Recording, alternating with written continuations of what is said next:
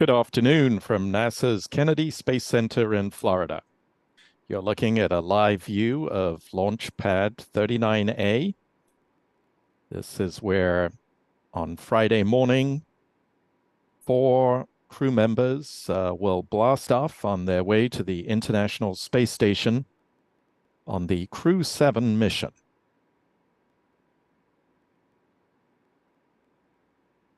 We're expecting the astronauts to touch down in a Gulfstream jet at the launch and landing facility at the Kennedy Space Center. They departed from their training base in Houston from the Ellington Field runway about 2 hours ago and are due to land at the Kennedy Space Center to begin their final launch preparations shortly.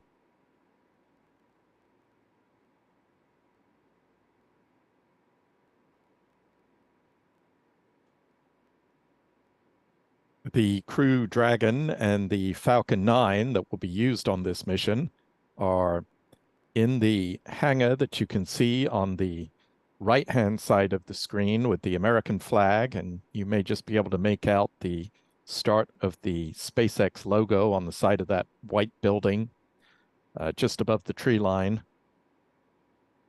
The Dragon capsule was attached to the Falcon 9 rocket and is undergoing final pre-launch checks.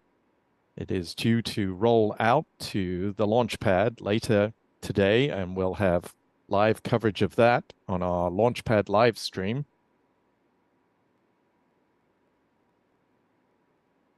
It will then go upright overnight,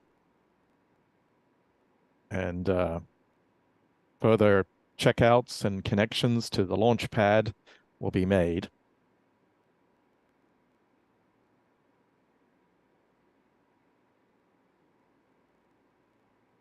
The jet carrying the astronauts and their support team has crossed the Florida Peninsula and looks like it's on track for a landing. The astronauts often do a flyby of the launch pad. However, as you can tell from our video, it's a very murky and misty day at the Kennedy Space Center. Take a quick look here at the vehicle assembly building. And you can see that it's overcast and cloudy at the Florida spaceport this afternoon. There was quite a bit of rain earlier in the day and forecast for thunderstorms later. So the astronauts are just getting in on time to avoid that bad weather.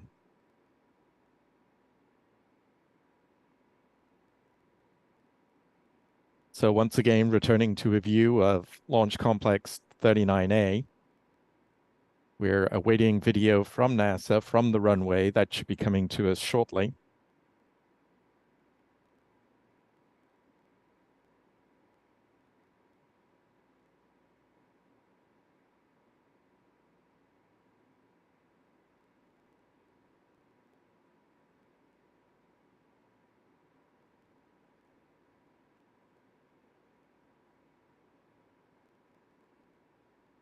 Let's take a quick look at the astronauts for this mission. This photo was taken when they visited a SpaceX facility at Cape Canaveral where the Crew Dragon capsules are prepared. You can just make out the Crew Dragon behind them. The hatch is just visible, maybe open on the above the heads of the astronauts on the right through the work platforms. This is a routine part of the crew preparations. They come down, put on their spacesuits, and sit in the seats to get a feel for the spacecraft they will be riding into space. So in this image, we have, starting from the left, we have a Russian cosmonaut. That's Konstantin Borisov of Roscosmos. And then next in line is Andreas Mogensen, a European Space Agency astronaut. And we're actually going to cut now.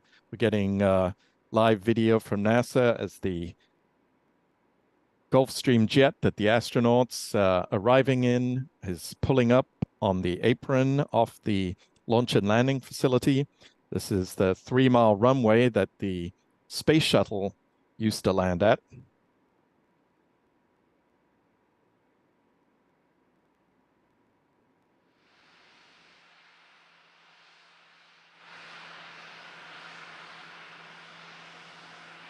That jet flew in from Ellington Field, which is near the Johnson Space Center in Houston. The astronauts have been in quarantine for some time now.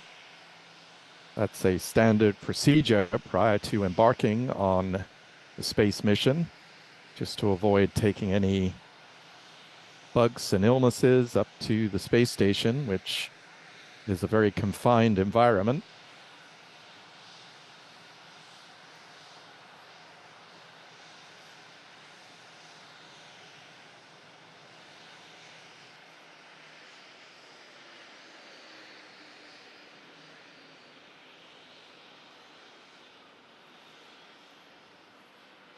We are expecting the astronauts to make some comments, as well as NASA officials.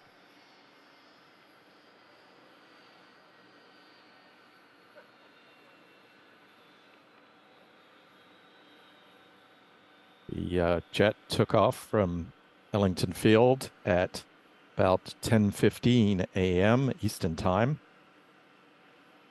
You can see NASA officials and ground support teams going out to meet the aircraft.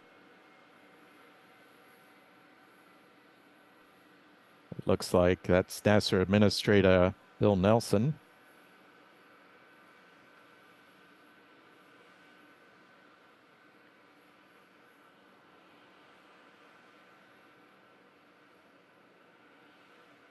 Standing next to him was Bob Cabana, the Associate Administrator of NASA.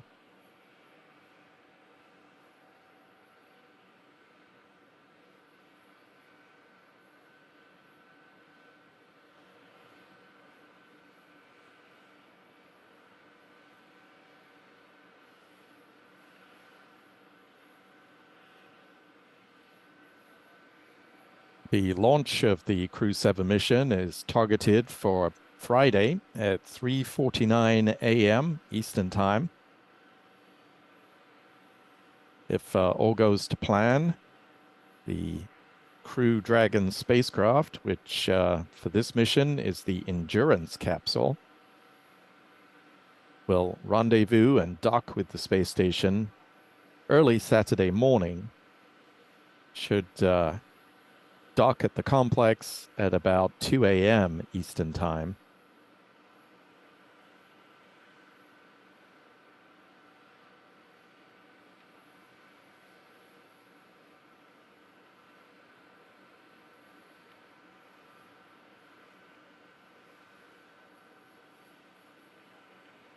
So the astronauts will have a few days in Florida, but they won't be spending it all on the beach. They are planning to conduct a dry dress rehearsal at the launch pad. It's known as a dry dress rehearsal because the Falcon 9 will not be loaded with propellants. There we see the door of the Gulfstream opening, the stairs extending, the astronauts emerging. First out is Jasmin Moghbeli, followed by Andreas Mogensen, Japanese astronaut Satoshi Furukawa, and Russian cosmonaut Konstantin Borisov.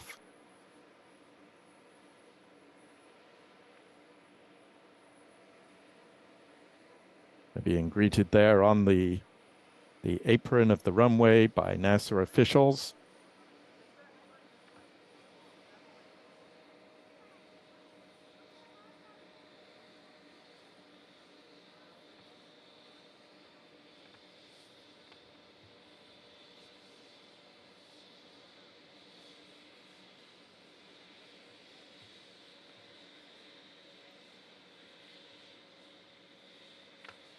So just to return to the activities planned for the crew, as I said earlier, the Crew Dragon capsule atop the Falcon 9 will roll to the launch pad tonight and go upright overnight.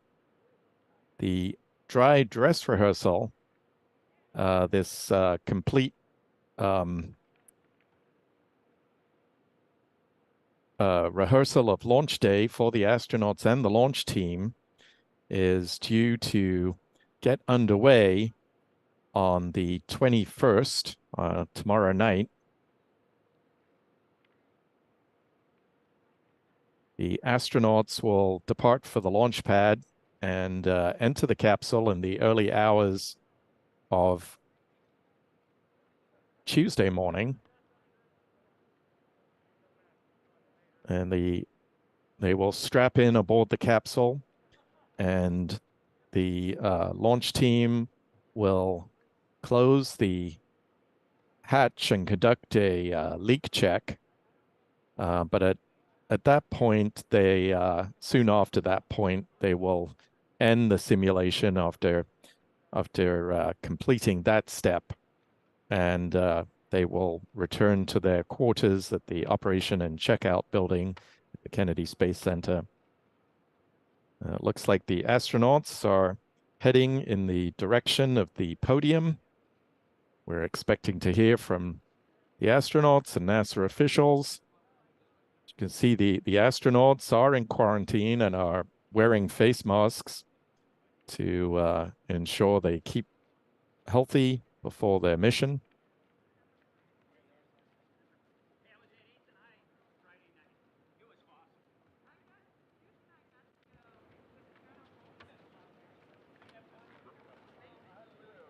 But listen in to the comments from the astronauts and the officials.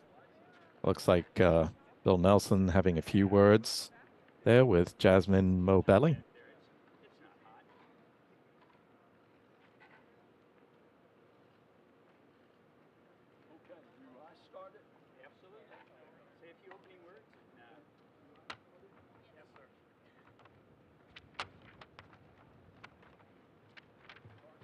Hello, everybody. Well, it's another great day in our space program. And if ever you've seen the evidence of this being an international program, you're seeing it today with this crew. This is of all crews, this is the most international that we've had. And I think shows the breadth of the cooperation around the globe. So let's get on with the launch, and let me bring up our Associate Administrator, Colonel Bob Cabana. Thank you, sir. Hey, this is quick. It's always great to come back to Florida. You know, if you read the individual resumes of this crew, each one of them is outstanding. And when you put them all together, this is a pretty darn amazing crew. Everything's tracking well so far for launch. We're looking forward to the flight readiness review on Monday.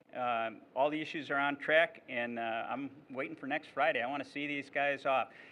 You've heard me say it before. The only way I think it could be better if I could go with them, and then I think that would be even better yet. But no, it's a great crew. I don't know if you saw it, but the mobile launcher is back out on the pad for testing, and we're getting ready for Artemis 2 next year also, and everything's moving along on that, and that's going to be another amazing effort by NASA as we return to the moon. With that, I'm going to turn it over to Janet Petro, the KSC Center Director, and we'll hear a few words from her. Janet? Yeah, good afternoon. It is another hot day here at Florida Spaceport, but we are super excited to welcome our 4 crew members here. This is our 7th operational mission to the International Space Station under the Commercial Crew Program. And even though we have a robust manifest here at the Kennedy Space Center, we are always super excited when we're going to stick a human on the rocket, and putting our crew is always ups a level of excitement. I want to thank everyone who behind the scenes have been working so hard and diligently towards this moment when we launch the Crew this coming Friday. And now I want to introduce you to someone whose leadership has really been instrumental in the success of the Commercial Crew program as we've returned humans to low Earth orbit from American soil. And so serving as a deputy manager for our Commercial Crew program here at the Kennedy Space Center, let me introduce you and join me in welcoming Dana Hutcherson.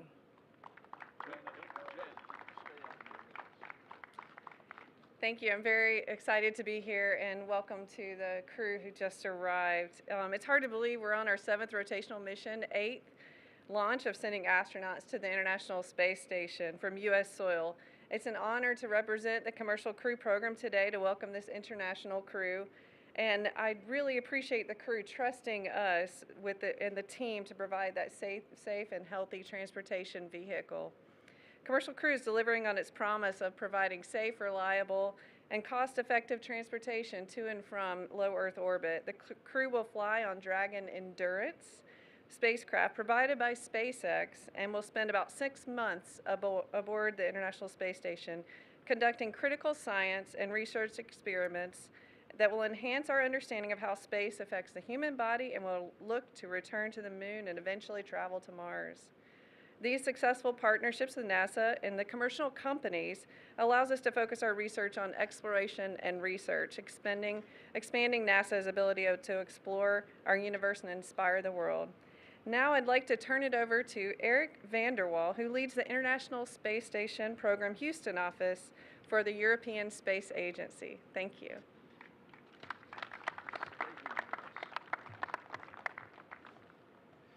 Thank you so much, Dana. My name is Eric Vanderwall. I'm the head of the European Space Agency Houston office. And it's really a great honor to be here to welcome this amazing crew. As Bob Cabana often said, it's good to be flying again. And this is very applicable to ESA this time. We flew on Crew 2, we flew on Crew 3, we flew on Crew 4, and here we are with Andy on Crew 7. It's so great to see Andy about to embark on his 2nd flight to the ISS, this time for a long duration stay, 6 months. Also, he will be the first European pilot on the Crew Dragon vehicle, and later we're going to see him in the role of the ISS commander on the space station.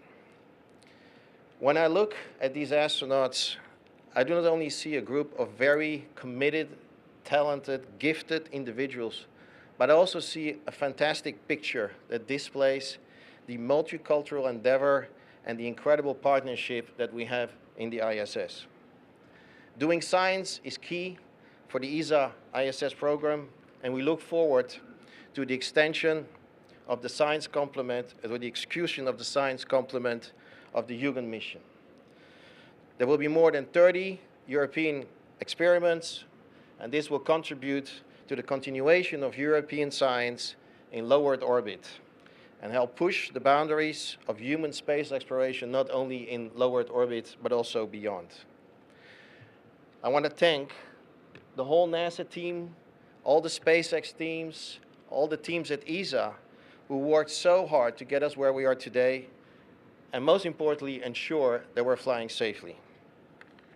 I want to read a quote from a former US president. It goes as follows: "Mankind is drawn to the heavens for the same reasons we were once drawn into unknown lands and across the open sea. We choose to explore space because doing so improves our lives and lifts our national spirit. Let us continue this journey." George W. Bush. With that, I say, Jasmin, Andy, Satoshi, and Konstantin, I wish you all a great journey. Go Crew 7, and Andy, go reizen. Thank you. And with this, I would like to hand over to Mr. Sakai, the JAXA ISS Program Manager. Good afternoon. Thank you for introduction. My name is Sakai Junichi, ISS Program Manager of JAXA. And first of all, on behalf of JAXA, I would like to sincerely express my appreciation to NASA, SpaceX, all the colleagues was colleagues and to participate in Crew 7 launch operations and launch preparation and continuous ISS operations. It is fourth year since crew transportation from U.S. soil has resumed. And JAXA also has sent to and will send the Japanese astronauts to ISS for 4 consecutive years. I believe this is a close and continuous partnership between international partners. Both has brought these remarkable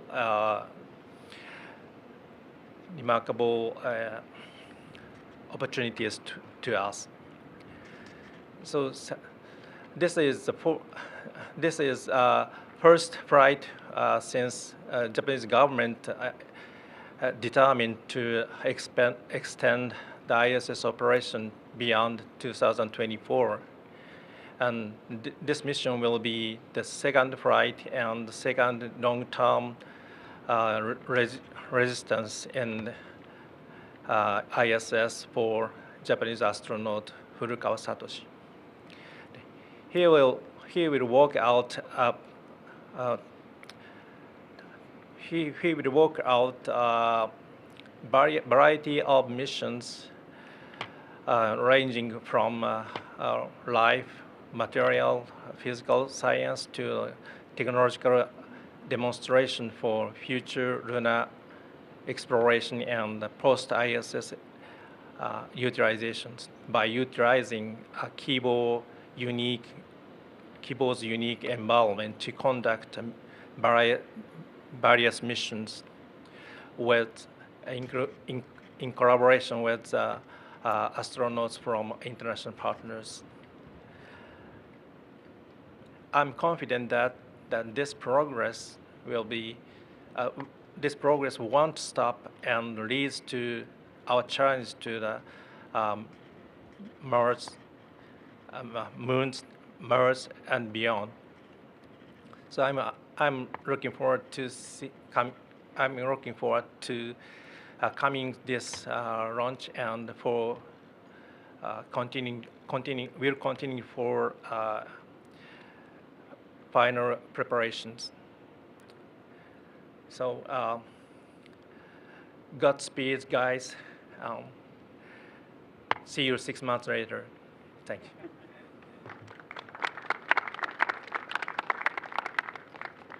And at this time, we will now open it up for the crew to offer some final remarks.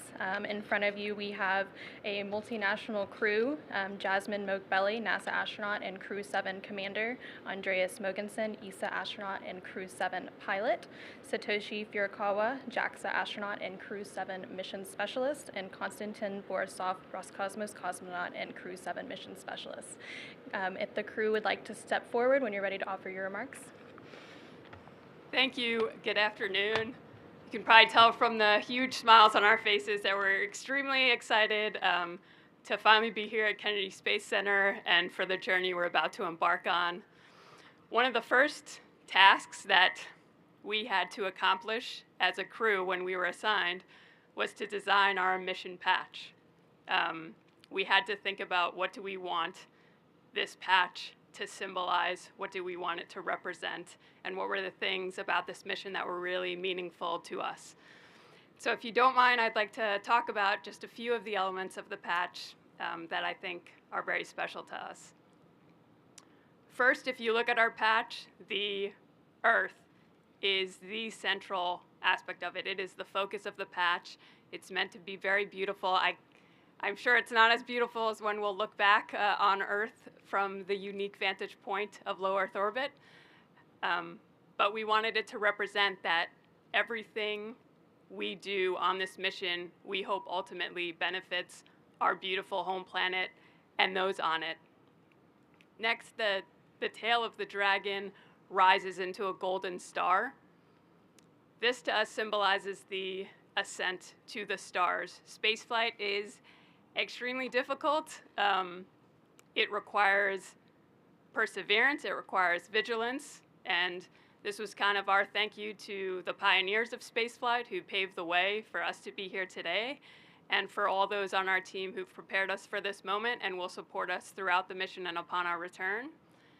And then the last element I would love to point out, as others have mentioned, on the rise to the star are the colors white, red, and blue. Those colors encompass the colors that make up the flags of our 4 nations. We are extremely proud, and I know I personally am humbled to be a member of this incredible crew, where if you look at our 4 patches, you'll see a different nation's flag on each one. We hope this represents what we can accomplish when we work together in unity and cooperate together. And we think this really is what the International Space Station is all about. And lastly, I'd again like to thank those that supported us, especially our families. With that, I'd like to hand it over to Andreas Mogensen, the pilot for Crew 7. And as stated, he'll be our commander on board the International Space Station.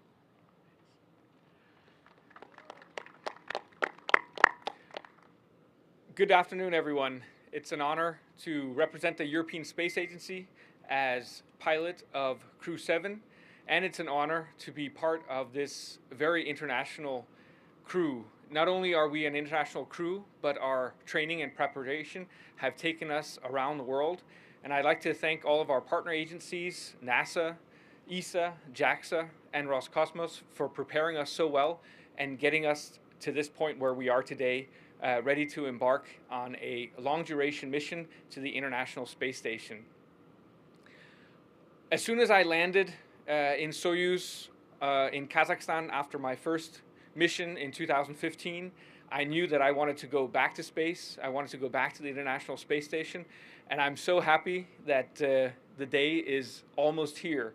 It's hard to describe what an incredible place the International Space Station is. I didn't realize it until shortly before docking on my first mission, when I looked out the windows of the Soyuz spacecraft and I could see the gigantic solar arrays stretching out in space next to me.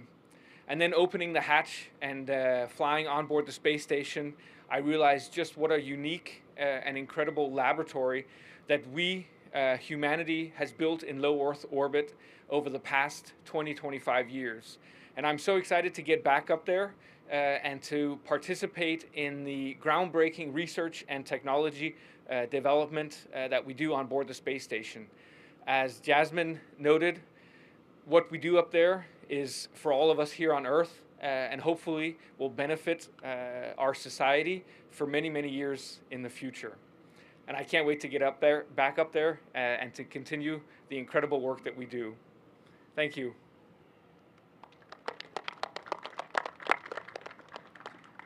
Hello, I'm happy to be here at the launch and landing facility because it was formerly called Shuttle Landing Facility. And in my previous mission on the International Space Station in 2011, I was fortunate to welcome the last Space Shuttle crew members of STS-135. And this time, I look forward to flying Crew 7. And I am very excited to work in the outstanding international team of NASA, SpaceX, ESA, CSA, Roscosmos, and JAXA. And onboard the International Space Station, using the special, unique environment like long-lasting microgravity, I'd like to contribute to those that will make our life on Earth better. For example, accelerating new medicine development. In addition, I'm keen to work on technology demonstration towards the human exploration to the moon in the future. And I'd like to hand over to Kostya. Good afternoon, everyone. I'm more than excited, actually. It's so hard to say what I feel because the training has been very intense. We traveled all the world. We enjoyed a lot of classes, lectures. And you know, every next day is training. You train again, you train again. And it's so hard to imagine that soon we'll just do similar things, but it will not be training, but just in 4 days in the evening we wake up and we go to space. I'm very excited, really. I'm excited. I'm honored to be part of the international crew so much because it's the most international crew ever, because you cannot make it more, because 4 people, 4 nationalities. And you know, like experienced astronauts and cosmonauts, they say that when you go to the ISS and you look at the planet, you see that there are no borders. And really, I want to continue and to convey that feeling and that emotion, and also to support the cooperation which we have been having so far, and we continue like that. So I'm very thankful to all the agencies, to all the people on the ground making this happen, and also to our families and to the crew which I have been happily training so far. Thanks a lot. Thank you. And now we'll open it up to the media that are here with us for a brief Q&A. If you could come up to the mic and state your name and affiliation and to whom your question is directed. Thank you.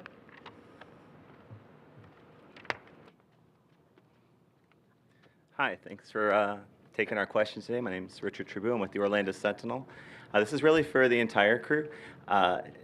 You are going up and becoming part of Expedition 70, which is also going to be a bunch of rookies. I mean, Satoshi is the only long-term one, as well as the one person from the Soyuz. So my question to you is, have any of the rookies on this mission been given advice on what to look out for? And Satoshi, are you holding back on anything to see if they mess up so that you can tell them lightly how to correct that action? Thank you.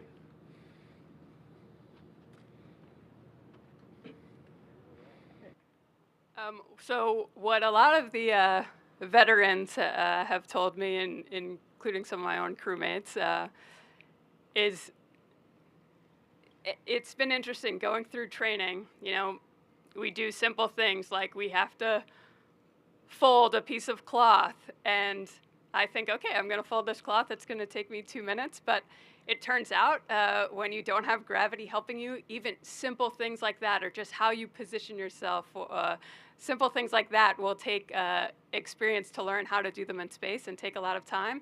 And also just on a larger level of just focusing on what you're doing every day, we have numerous things we're doing up there, from capturing the vehicles that are bringing us supplies and science experiments, to performing spacewalks, to performing science experiments on ourselves and on other things, and to just focus on what you're doing in the moment. And lastly, not forget to look out the window. Well, from operations point of view, the whole crew members are well trained and professional. And microgravity is special and unique, but it's a kind of minor thing.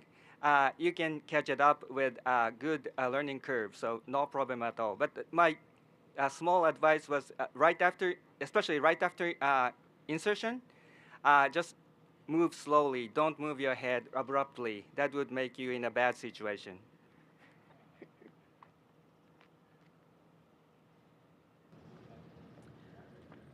My name is Ditte Lynge. I'm from the Danish newspaper Ekstrabladet, and I have a question for Andreas Mogensen. It's going to be in Danish. Du er den første ikke-amerikaner, der skal være ikke bare pilot, men også kommandør på en ISS-mission, en SpaceX-mission. Kan du ikke prøve at sætte på ord på, hvad det betyder, ikke bare for dig, men også for et land som Danmark at være repræsenteret?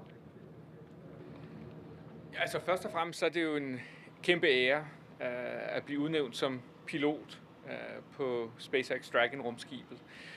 Og det er takket være de sidste 7 år, jeg har arbejdet på Johnson Space Center i Houston, Texas. Men det er også takket være det samarbejde, som ESA har etableret sammen med NASA gennem de sidste 20 år ombord på den internationale rumstation. Og det viser, hvordan vi i Europa er vokset med opgaven, er blevet dygtigere og dygtigere og har fået mere og mere ansvar. Og det ser vi især på de kommende månemissioner, Artemis-missionerne, hvor ESA udvikler og bygger det det vi kalder The European Service Module, som er en del af Orion-rumskibet, der skal tage de næste mennesker til månen, og også nogle af de allervigtigste elementer eller moduler af Gateway-rumstationen, som vi skal bygge i kredsløb om månen. Så det betyder utrolig meget for mig personligt, men også for hele Europa og selvfølgelig også Danmark, at blive inkluderet på NASA's månemissioner på den måde, vi er. Vi kommer til at se europæiske astronauter på missioner til månen og også på overfladen af månen. Det synes jeg er sindssygt spændende, fordi det kan være med til at inspirere den næste generation af unge til at læse naturvidenskabelige og tekniske fag og forhåbentlig vælge karriere som forskere, ingeniører og teknikere og være med til at udvikle alle de løsninger, som skal forbedre vores samfund i fremtiden og løse mange af de udfordringer, vi står overfor. Jeg kan forestille mig, at der er mange følelser, der går igennem dig lige nu. Og frygt måske også er en af dem. Er der noget, du især frygter kan komme til at gå galt, når I er afsted? Altså risiko er jo en del af arbejdet, kan man sige. Og det er også meget det, vi har trænet med henblik på at kunne reagere ordentligt. Man kommer ikke udenom risikoen, men samtidig så er det en del af, altså når man vil videreudvikle og videre, så er der altid en risiko forbundet med det, og den kender vi alle sammen til. Men man kan sige, at første skridt på vejen, det er i dag, hvor vi er ankommet til Kennedy, og så den fortsætter så forhåbentlig fredag, hvis vejret tillader det.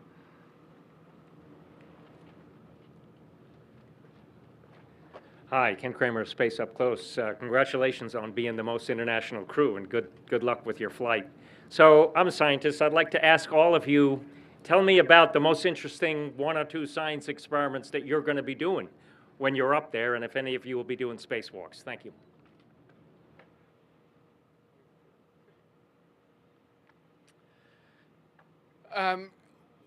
One of the interesting experiments I'll be doing is a 3D metal print experiment that ESA is launching to the International Space Station.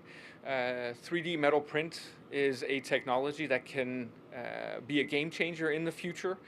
On board the International Space Station, we receive a lot of cargo vehicles that contain reserve parts, spare parts, because things have a tendency to break down, to be worn out, and we spend a lot of time replacing and repairing items. When we travel further into space, as a first step to the moon, and later hopefully onwards to Mars, we need to be a lot more self-sufficient, and one of the ways we can do that is by being able to print spare parts or tools in space, and hopefully 3D metal print is a first step towards that.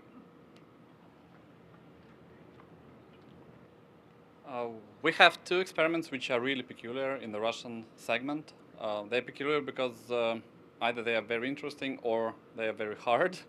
The interesting experiment for me would be, the most interesting one is the quail eggs experiment. We are taking quail eggs and we see how they develop in 0G and also in gravity, because we have a special chamber which rotates and actually makes gravity. So you compare the development of the egg and we see, is it the radiation itself only, or is it the radiation plus the 0G which affect the development of the egg? That's very interesting to see the results. And the one which is hardest, I've spent so many hours doing that, would be ultrasound experiment, where me and my colleagues, we are doing ultrasound to each other. It's really hard because we have to catch the particular organ, and we do it many times. We do it after 3 days, after 7 days, after 2 months. We see how the liquid shifts long term, and we can evaluate how it develops and also see how we prepare ourselves for long-term flights.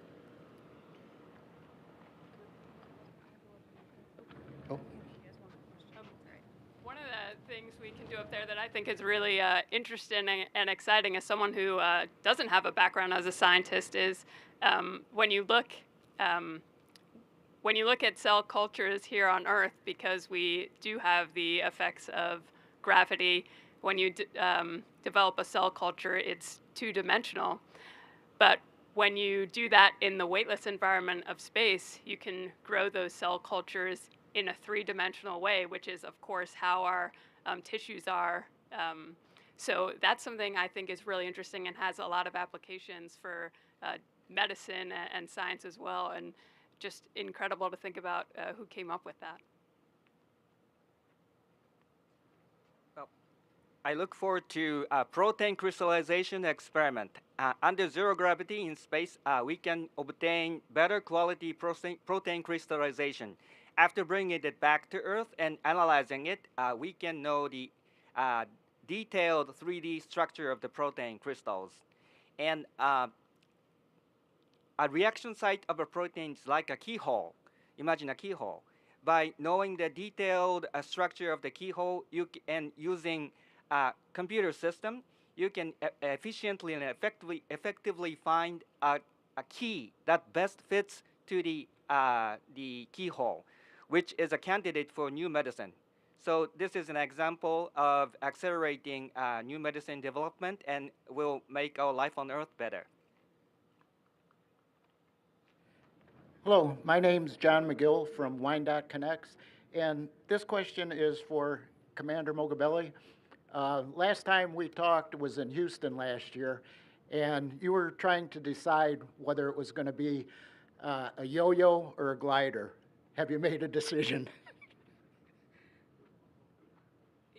You know, I ended up bringing a different toy that is actually neither of those, but I don't want to reveal it because I've actually brought it as a gift for my crewmates, so I guess I'll have to reveal it in space.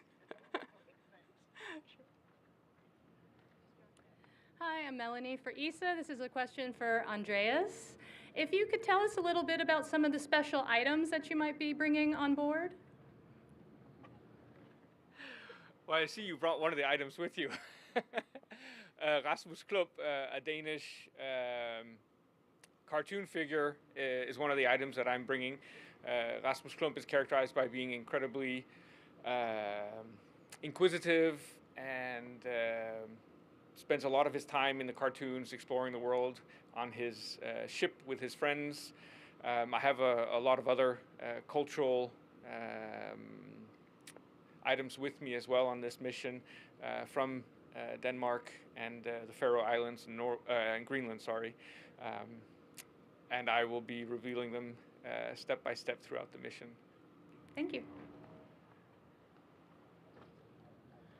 Hello there, I'm Greg Diesel-Walk with Earth Sky, and my question is for Satoshi. What's the biggest difference in your training with the Dragon versus your previous mission in the Soyuz? Okay. To me, essentially the same, but the emphasis is more on the theory or how things work, the systems work when it comes to Soyuz. And regarding the Crew Dragon system, the emphasis is more on the operation side, and either works.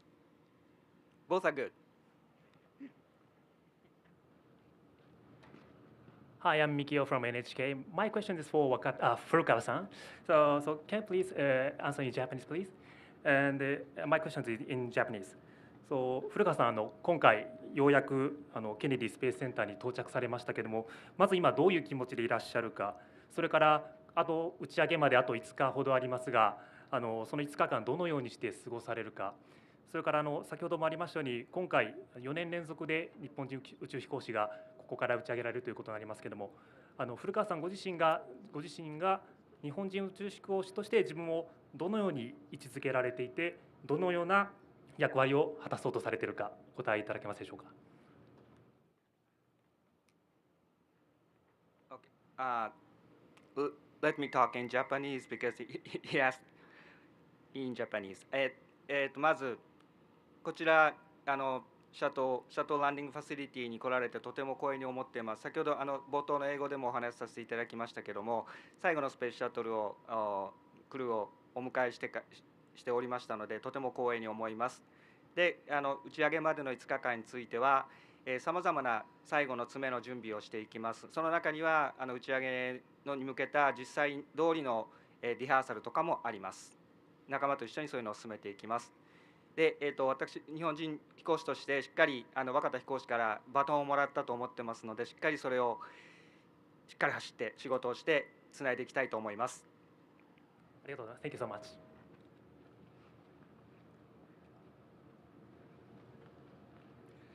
Hi, Will Robinson Smith with Spaceflight Now. My question is for Jasmin.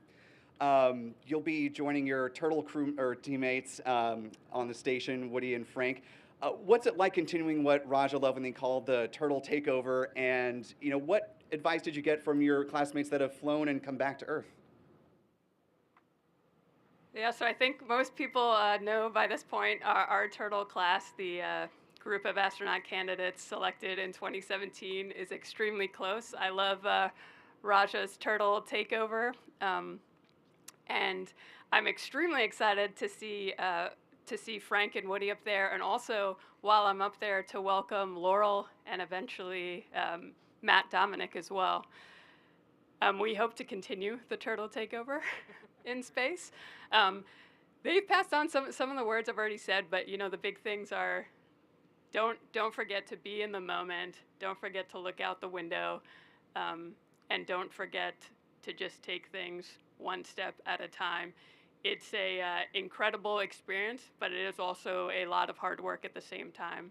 And so they've just tried to prepare me for that, and also passed on some words about how to handle being away from my family for a long period of time as well. So I've appreciated that, and I'm very excited to see them on orbit and to greet the others as well. Thank you.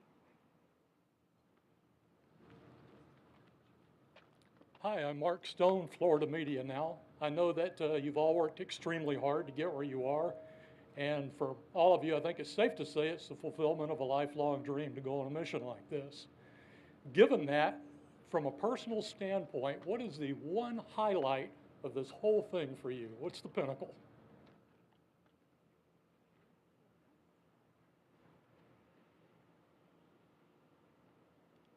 It is indeed a very big thing. It's hard to grasp with your mind. But for me, it's not one, it's two. It's flying in weightlessness for so long. Not for 20 seconds, not for a minute, but like for days and hours. Like go to bed in 0G, wake up and suddenly know that you're still in 0G and you float out. For me, that's the emotion. And also looking out and see our planet, the dark, like the night, the day, the sunsets. That's for me, it's not one thing, it's two things. That's how at least I imagine it right now.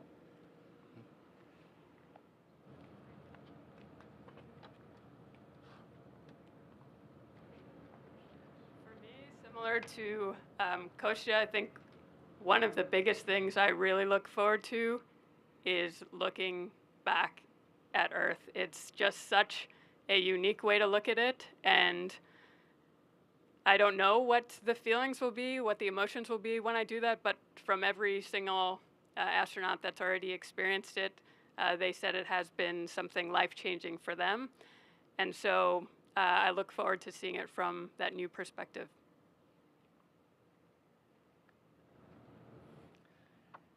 Since my two crewmates both mentioned looking down at the Earth, I'm going to make a plug for looking out at the universe, because that's one of the things that really struck me on my first flight, was sitting in cupola looking out at the night sky, out at the stars, when we were on the night side of the Earth.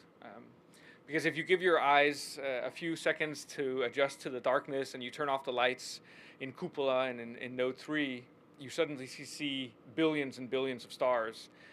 And it reminds you of how almost infinitely large our universe is, and what, in many ways, how insignificant we are in many ways, us and the Earth in the cosmos.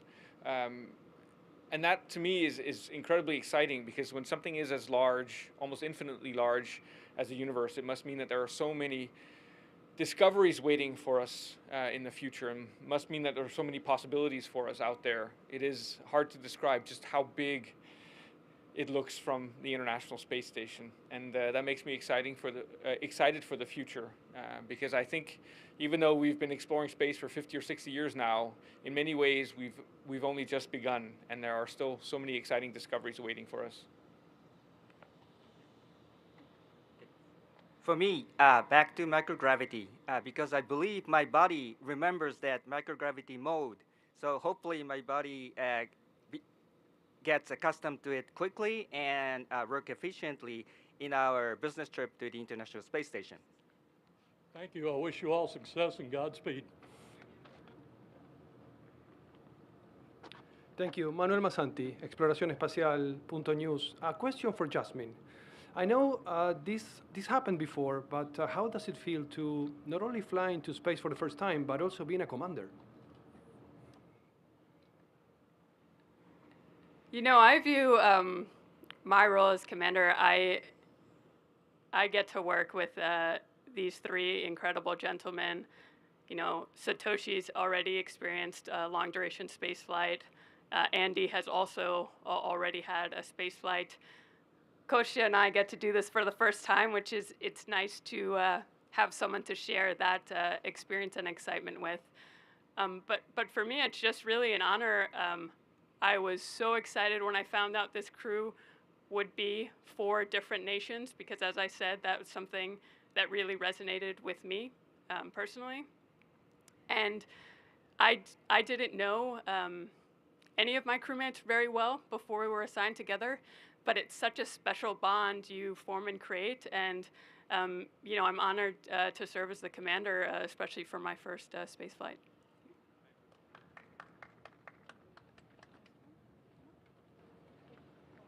Hi crew, my name is Astrid from Space Scout, and my question is, what portions of this expedition are you most excited for, and what is the most challenging?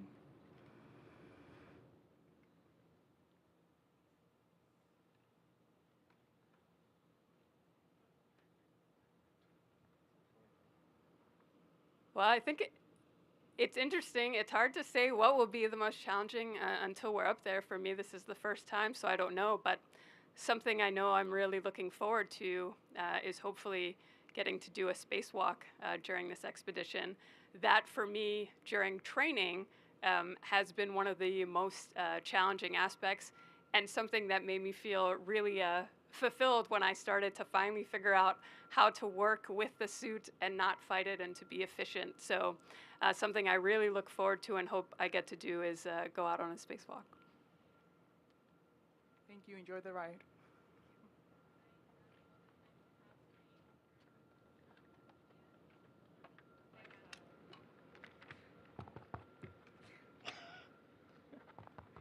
Test, 1, 2, 3. There we go.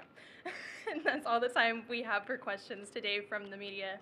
As a reminder, launch for Crew 7 is currently targeted for 3:49 a.m. Eastern Time on Friday, August 25th from Launch Complex 39A here at the Kennedy Space Center in Florida. Live NASA TV coverage will begin at 11:45 p.m. Eastern Time on Thursday, August 24th. Thank you, and go Crew 7.